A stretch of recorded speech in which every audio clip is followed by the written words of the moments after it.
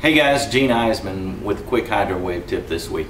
Last week I was filming a show on Falcon Lake down in Zapata, Texas, and we got a lot of good footage and caught a lot of bass, but most importantly we got to see some of the effects the HydroWave has on fish. Now you say we were fishing Lake Falcon, and we all know that Ray Charles and Stevie Wonder could fish a team tournament down there and catch 30 pounds.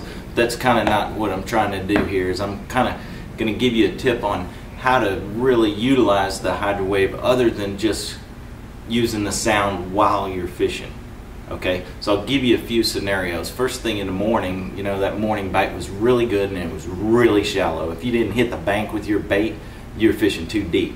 The fishing was crazy, but we weren't catching any big bass. You know, the biggest bass I caught shallow was 4 pounds, maybe 5 pounds, but it was a lot of action and everything. But that died off real quick, so we had to go out deep.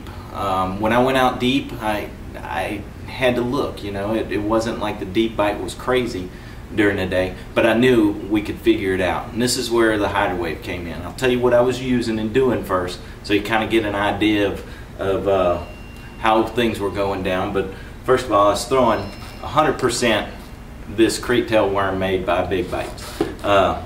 It's my favorite big worm, but I wasn't down there to catch a bunch of 2-pounders, so I was throwing a big worm. It moves a lot of water. I was throwing a 3/8 ounce tungsten weight.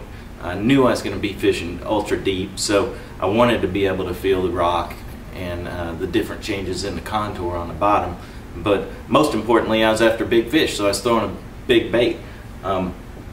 So what I do is the first thing I look for is a ledge, obviously. The first ledge I found was huge. You know, it was about a half a mile long, and it started out as nothing, and at the tip of it, it was 60 foot deep. So I had to find a bass on that ledge, and everybody knows we're looking for a sweet spot. But what I did this time was use my HydroWave to find that sweet spot, and this is how I did it. I'd turn on my HydroWave on shad frenzy, and I'd slowly mill around the ledge. Now I'd cast, you know, just in case I was casting and find a fish, but I was looking for the most bait fish activity that I could disturb. A lot of times you can disturb the bait, but you don't disturb them crazily, and you don't see the fish go crazy active. But in this case, I was able to mill around. I'd see wads of bait and I'd see wads of fish coming up to my speaker, but I was waiting for the mega load of fish to come up and save me a ton of time. So I found that, you know, I milled around, and I thought I was going to catch them in 17, 18 foot. Wound up when I got to 35 to 40 foot was when the mega load of bass would shoot up.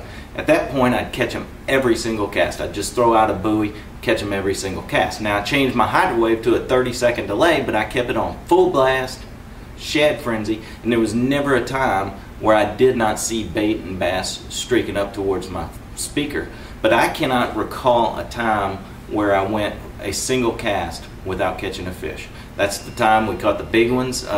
My biggest one was 7-8 pounds, but caught a lot of them, you know, caught a lot of 5-pounders, and just had a great time. My hand was bleeding by the end of the day. I had to switch hands what I lipped them in. But the HydroWave was real key in just locating where the most bait was, because a lot of times the bait's hanging on the bottom and you got to get them up. But that's my tip this week, and good fishing.